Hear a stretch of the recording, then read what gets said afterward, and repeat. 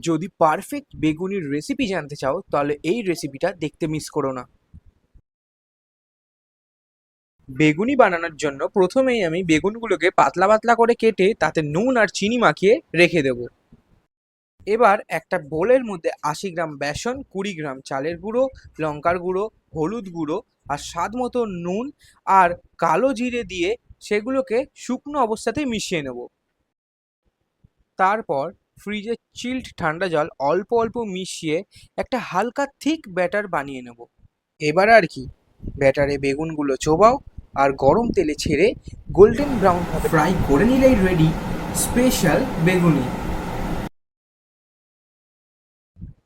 আরও নতুন নতুন পারফেক্ট রেসিপি পেতে আমার চ্যানেলটাকে সাবস্ক্রাইব করে নিন। লাইক, শেয়ার, কমেন্ট করতে ভুলবেন না।